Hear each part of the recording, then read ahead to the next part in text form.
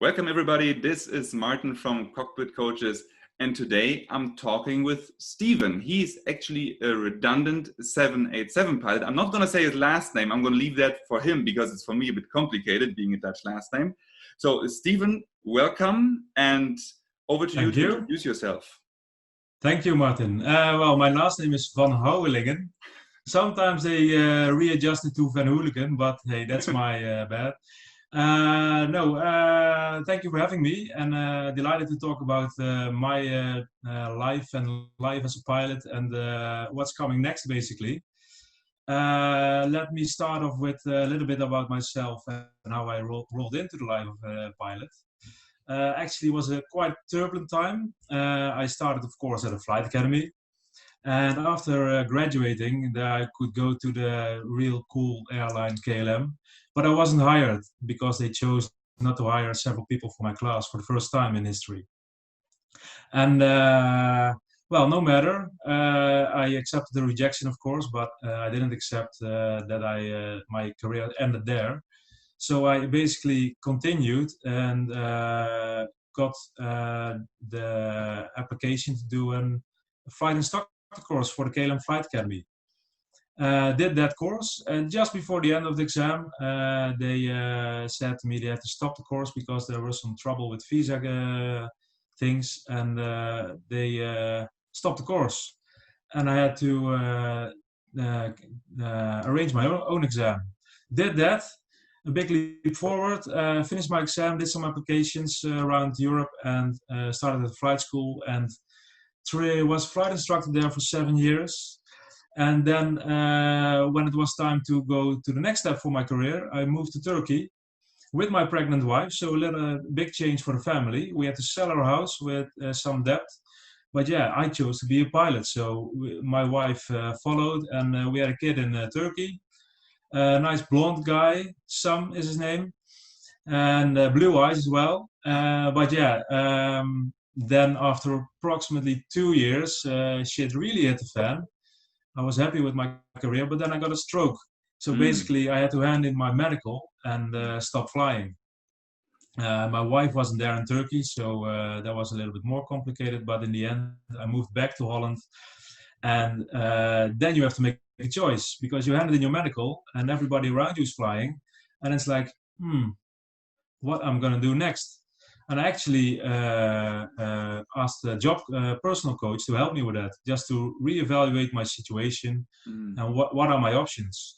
In the end, I still had my heart with aviation, and that's something I went for again. Not forgetting my family, because you can imagine that having a stroke and losing my job was a major impact on my wife and my kid. Although my kid was only 1 year old, I know he knows it still. And I put a lot of time and effort into that as well, because don't forget about your family.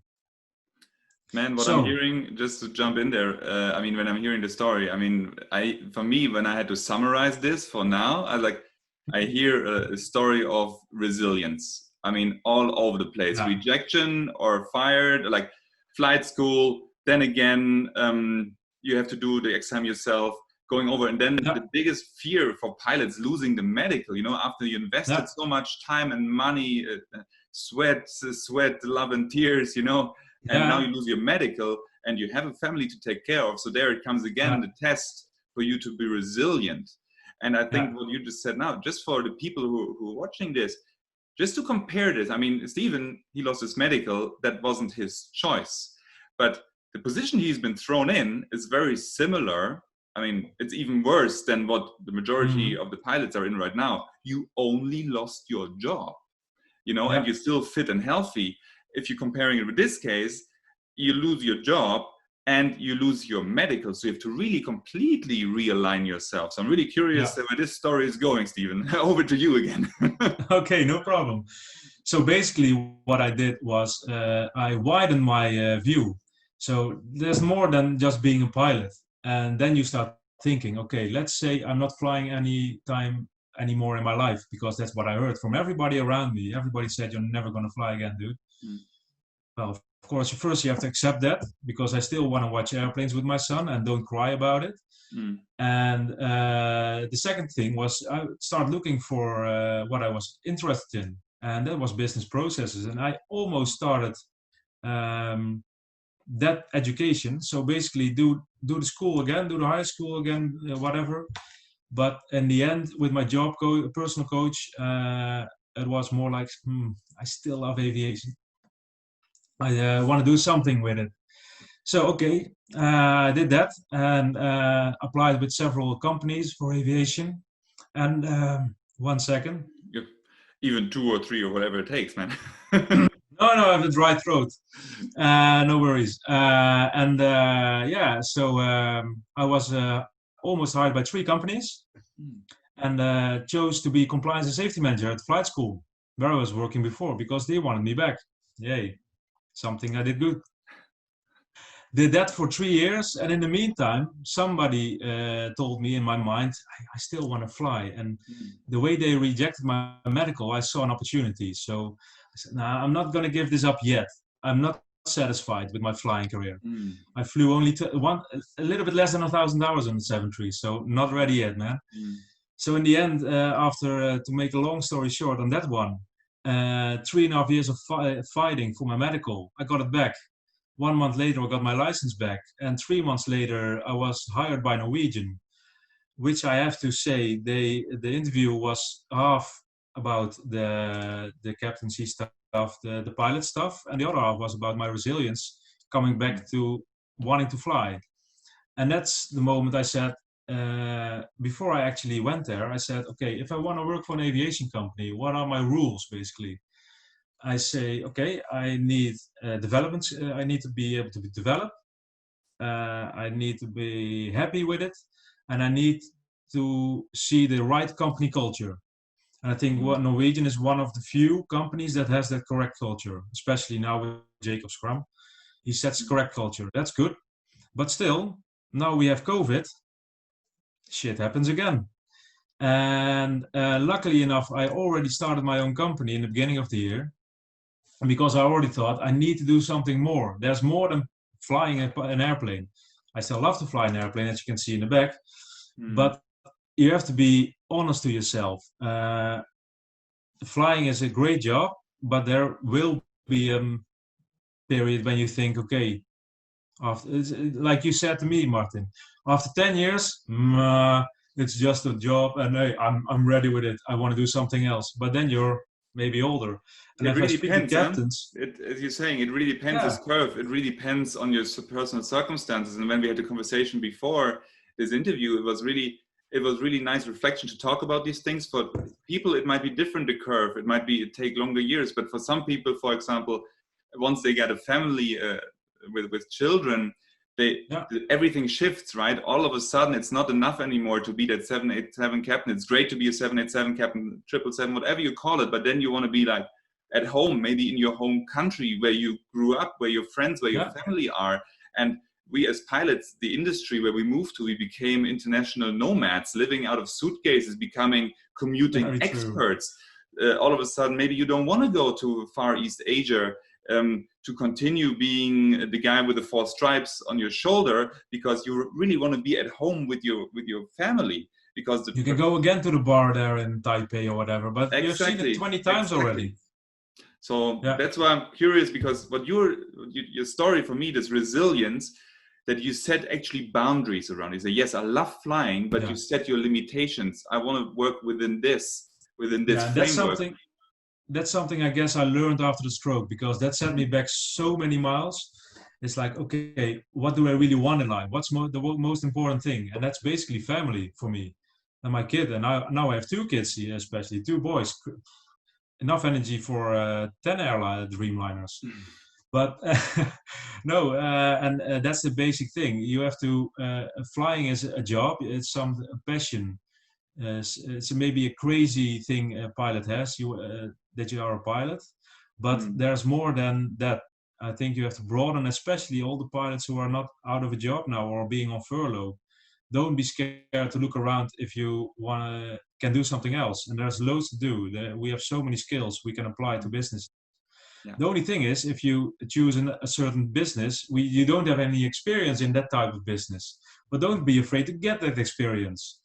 I wrote an article, I'm writing an article, sorry, about that. That's you, if you choose to go into chemical plants, great, but you don't know anything about chemicals, but you can learn very fast because apparently as pilots we can absorb books within days. Look at your type rating. So learn about chemicals, and maybe you start at the bottom, but you will grow very fast.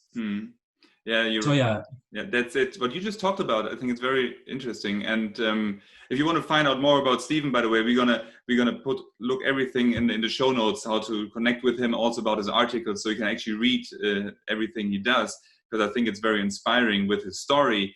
And what he just touched, I mean, what you just touched on is the transferable skills. And we're so big on that because as pilots, we tend not to see them because we're the fish in our own water, and we cannot really see the skills we're using on a daily basis, like so fast in absorbing information, knowledge to get into new industry. And this is where the transferable skills come in. And what you just touched on that really resonated with me is that what I see as well in Cockpit Coaches is that, you know, I have to remind people. That's my first job as a coach, first and foremost, is to remind people how powerful they really are.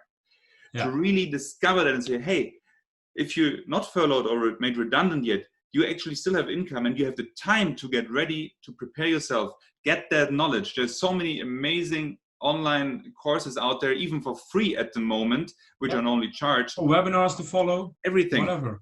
Exactly, to really go in that position. And if you have been fired already or on furlough, you really go in and have this take this deep breath and reflect. What are you good at? What do you enjoy doing? And then, like Stephen did, he hired a coach, a career coach, for example, you know, to help him in this process when he lost his medical, right? So that's what happened to you over there.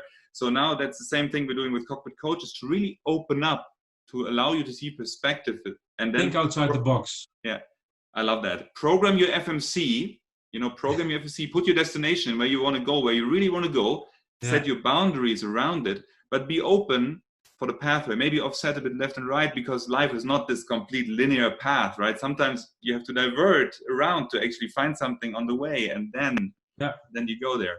Yeah. A nice example how you can get stuck in aviation. When I got hired for Sun Express, the first airline job, I was hired on a Friday. On a Saturday, we found out that my wife was pregnant. So basically, we just said, okay, we're going to move to Turkey then. But a week ago, we decided, okay, let's have a kid. Let's try to have a kid. And then a week later, she's pregnant, and we're going to move to Turkey for the airline job.